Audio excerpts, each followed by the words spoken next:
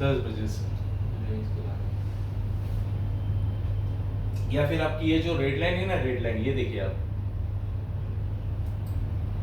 ये red line को cross करके है ना, ये आपकी जो सेकंड वाली लाइन है, ये पर्पल कलर की लाइन है, वो बाहर नहीं जा रही है, ठीक है। या सिंपली लॉजिक ये भी हो सकता है कि आपकी जो कैंडल है ना, ये वाली कैंडल है आपकी, ये टोटली ये उसी के नीचे की रेंज में ही खेल रही है, तो आपको हमेशा उस स्टॉक के अंदर या जो भी स्क्रिप्ट है उसके अंदर आपको बैठा रहना है, राइट। या उसके बाद में ऐसा कोई यहाँ पे आपको कंफर्म सिग्नल नहीं आ रहा था, अब यहाँ पर देखिए,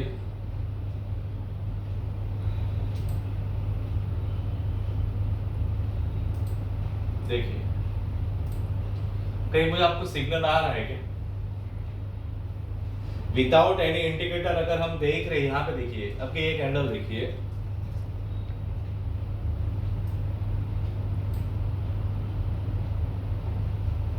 यहाँ पे मैं वॉल्यूम भी ऑफ कर देता हूँ,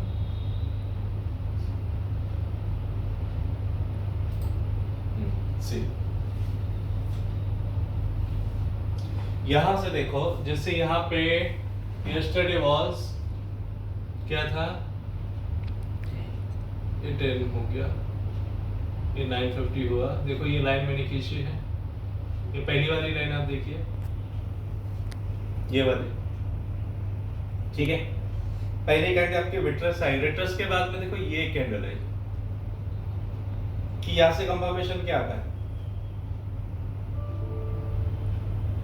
आपको कंफर्मेशन ये आता है कि ये जो प्राइस है, ये जो प्राइस बनी है, वो प्राइस को यहाँ पे ये दूसरे वाले प्राइस ने इनगल्फ कर दिया।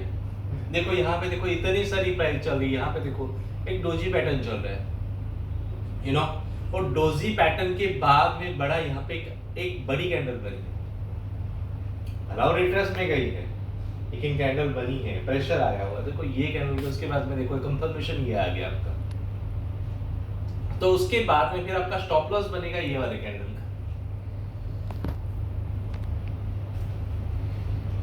इसको ऊपर ले लेना, इसको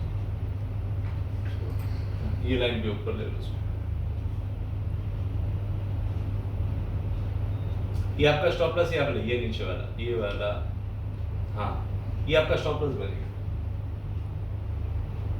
ठीक है।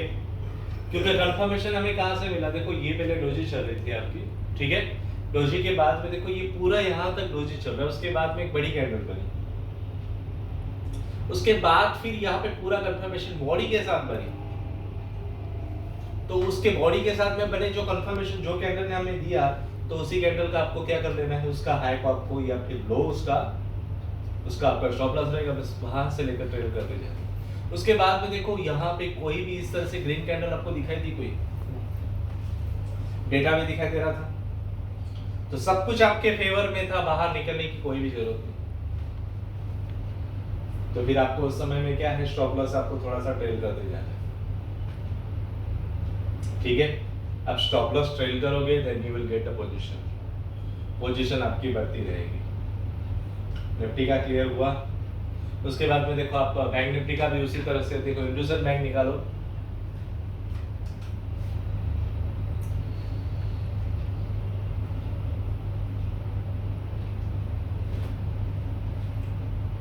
देखो इंडसइंड बैंक के अंदर सुबह ही जैसे इंडसइंड बैंक ओपन हुई, सुबह का चार्ट निकालो, 5 मिनट का रखो उसको,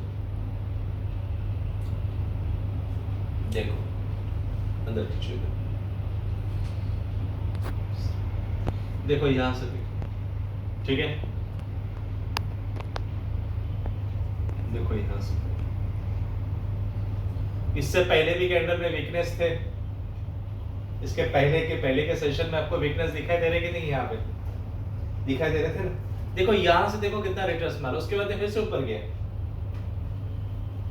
ऊपर गया, उसके बाद में देखो रेगुलर नीचे आया, फिर थोड़ा सा करेक्शन किया, जिस तरह से निफ्टी के अंदर, बैंक निफ्टी के अंदर आपको प्रेशर दिखाई दे रहा था, तो उसके बाद में नीचे आया, तो इसके अंदर बैठने का रीजन क्या बना था, वो मुझे बताइए आप।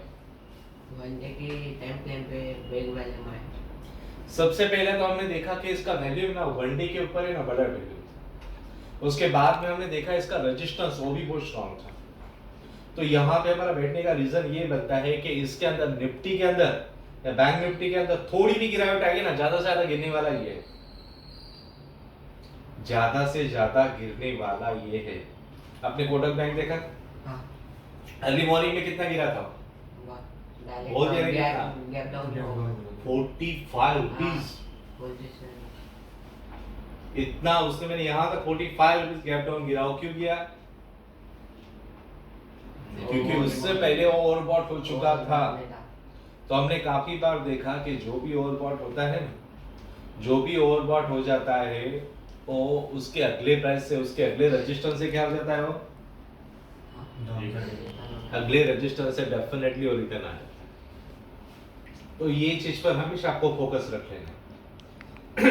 अगर आपने मेजर रजिस्टेंस के पास में एंट्री ली हुई है, खास करके ध्यान रखना निफ्टी वाले स्टॉक और बैंक निफ्टी वाले स्टॉक, इन पर नजर रखना, इसमें एनालिसिस एकदम बराबर बैठा है, ठीक है। और जो करीबन 1500 2000 के ऊपर जो स्टॉक है उसके ऊपर एनालिसिस मत कीजिए। ओनली 2000 के नीचे 1500 1000 500 के ऊपर, जैसे देखो एसबीआई कितनी बढ़िया पोजीशन निकल गई। देखो एसबीआई का चार्ट निकालो आप,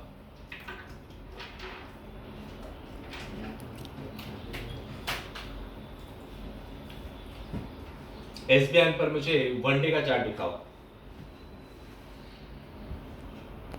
देखो आप कौन से स्टॉक के अंदर आपकी कितनी समय तक आप होल्डिंग रख सकते हो, ये भी निर्भर करता है। इसके लिए हमें क्या करना पड़ेगा, इससे हमें वन डे का ही कैंडल, ये सब थोड़ा सा रिमूव कर दो ना, ये ड्राइंग इसको।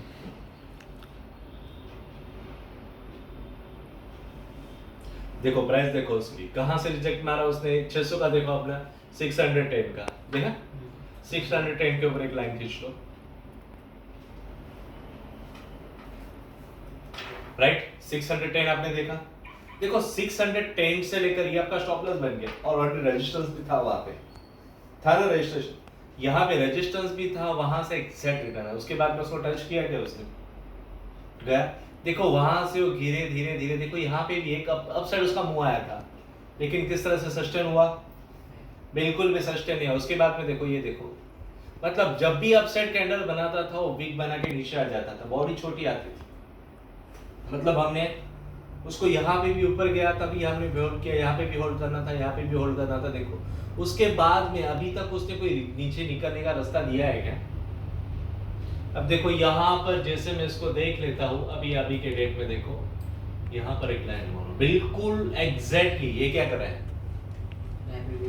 एक सपोर्ट बना रहा है, बॉटम बना रहा है, एग्जैक्टली बॉटम पे पास आया। कितनी बार टच किया उसको, चार्ट को छोटा करो थोड़ा, देखो करीबन तो ये तो दिखाई दे रहा है, मल्टीपल टाइम पर उसने यहाँ पे सपोर्ट किया। इससे नीचे भी गया था, देखो इससे नीचे भी गया था, उसने सपोर्ट लेके थोड़ा ऊपर आ गया। तो ये क्या बन चुका है इसका एक मेजर सपोर्ट बन चुका है, ठीक है। अगर ये सपोर्ट के पास में, अगर ये सपोर्ट के पास में, तो पोजीशन आपको यहाँ से कैरी फॉरवर्ड कर ही लेनी है। जब तक इस तरह से ये बुलिश कैंडल आपको नहीं दिखाई देती तब तक निकलने का कोई रास्ता नहीं था। बस यहाँ से कंटिन्यूस आप रख भी लेते हैं उसको, धीरे धीरे धीरे धीरे कंटिन्यूस से चलते जाता है। अभी इसमें बैंक क्या कुछ नहीं क्या? हाँ तो देखिए यहाँ पे देखिए 1 2 3 4 कितने स्विंग बनाए उसने, 4 स्विंग। इसके पहले भी स्विंग ऑलरेडी थे ना। तो देखो ये स्विंग के ऊपर यहाँ से ये स्विंग बना, यहाँ से रिजेक्शन, यहाँ से स्विंग रिजेक्शन, यहाँ से रिजेक्शन। अभी यहाँ पे भी देखो ये आया था नीचे, यहाँ पे आया था, लेकिन इसने वीक बनाने फिर से ऊपर जा रहा है। तो यहाँ पे क्या बन सकती है, कौन सी अपॉर्चुनिटी आ सकती है, एक बाइंग की अपॉर्चुनिटी आ सकती है, स्विंग की बाइंग की। और कहाँ तक आप रख सकते हो उसको, आपको आराम से उसको ये लेवल तक आप रख सकते हो, 600 तक आप रख सकते हो, स्विंग की अपॉर्चुनिटी आती है। तो ये चीज आपको ध्यान रख लेना। और इसके अंदर डेटा में भी देखो आप, डेटा में इसका सेंसिबल निकालना है इसका।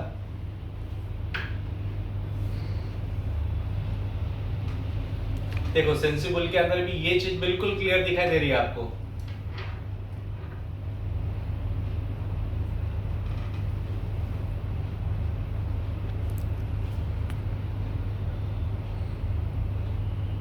SBI का नीचे का नीचे ले लो, नीचे का दिखाओ।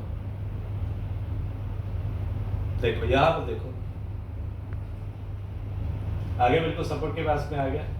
ठीक है, अगर यहाँ पर मार्केट में कुछ ज्यादा बड़ा करेक्शन नहीं होता है, मार्केट में कुछ ज्यादा गिरावट नहीं होती, मार्केट एकदम फ्लैट मूवमेंट में चल रहा है, तो ये स्टॉक कौन से साइड मूवमेंट करेगा? बाइंग से ये ऊपर के साइड मूवमेंट करेगा, क्योंकि यहाँ पर जो सेलर वाले का मूवमेंट, सेलर वाले का जो मतलब यहाँ तक का सेलर लोग थे, सेलर का जहां तक प्रेशर आ रहा था, वो प्रेशर मतलब उनकी बाउंड्री अभी almost going to be over, boundary पूरी होने में आई, और यहाँ पर अभी क्या आ रहा है? सपोर्ट दो एक इनका सपोर्ट जोन, जहां पर मतलब यहाँ पे रेजिस्टेंस जोन कंप्लीट हो चुका है और यहाँ पर अभी सपोर्ट जोन आया है। तो यहाँ पे आपको वेट ये करना है कि 2-3 दिन वो वहीं पे सपोर्ट पे स्टेबल रहता है या नीचे जाता है। अगर सपोर्ट पर स्टेबल रहता है तो आपको उसके अंदर एक छोटी स्विंग के लिए छोटी अपॉर्चुनिटी आप ले सकते हो, बल्कि स्टॉक आपका 5 स्टार कंपनी में स्टॉक आता है। समझ में आया?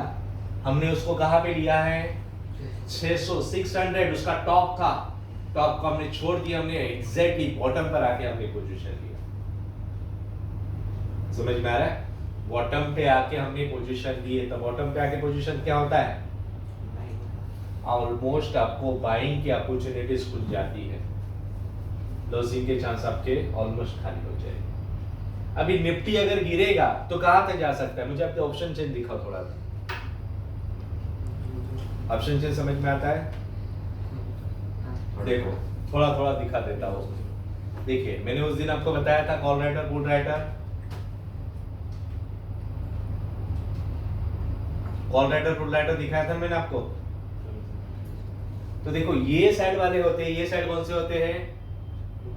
ये साइड आपके कॉल राइटर होते हैं, और ये साइड कौन से होते हैं? यहाँ पे पुट राइटर। मतलब पुट राइटर आपको क्या बताते हैं?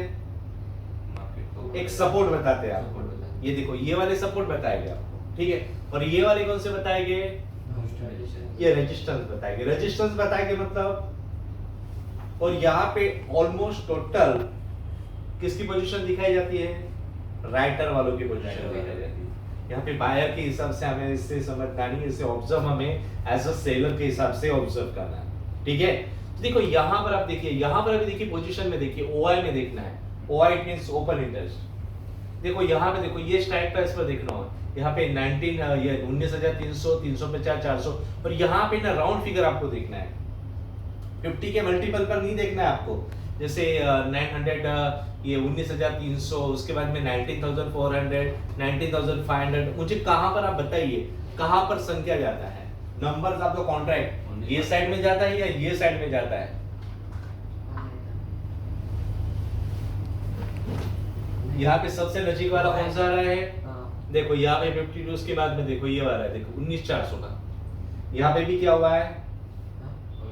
कॉल राइटिंग, मतलब 19,400 के ऊपर जाने का इरादा है। देखो अभी सबसे पहले सिंपल लॉजिक ये देखो, जब भी आप मार्केट को देखोगे, ऑप्शन चेंज आप खोल के रखोगे ना, तो ये जो येलो जो आपको बॉर्डर दिखाई दे रहे ना, येलो जो कलर दिखा, उसको इन द मनी समझना है। ये दोनों ऑपोजिट साइड आएगा, ये इसका इन द मनी, ये इसका इन द मनी, ये पुट राइटर वाला आएगा और ये कॉल राइटर। जब भी आप पोजीशन लेते हो तो ये सी में और ये पी वाली पोजीशन, तो आपको सी वाली पोजीशन होती है, सी वाली पोजीशन जो येलो जो आप देख रहे हो, जो येलो मतलब कलर जो है उसका बॉर्डर बॉक्स है, तो उसके नीचे वाले 4 से 5 आपको देख रहे हैं, उसके नीचे वाले, मतलब यहाँ पे आपकी इन द मनी कौन सी है? 903, ये 19,300। उसके बाद में देखो 1 2 3 4 5 तक आप स्ट्राइक प्राइस देख लो, वहां पे देखो, वहां पे संख्या ज्यादा है, कौन सी साइड संख्या ज्यादा है? नंबर ऑफ कॉन्ट्रैक्ट्स कहां पर है? So here is a long off the number of the contracts. यहां पर देखिए ये side the number of the contract ज्यादा है कि ये साइड में नंबर ऑफ द कॉन्ट्रैक्ट ज्यादा है? एक 5 नंबर आप देख लो और मुझे इमीडिएटली कैलकुलेशन करके बता दो, ऐसे रफ भी बता दोगे तो चलेगा। इस वाले जाता है या इस वाले जाता है? Let's see. कॉल रेट ज्यादा, कॉल रेट ज्यादा हो गए, मतलब क्या है? संकेत क्या है मार्केट के?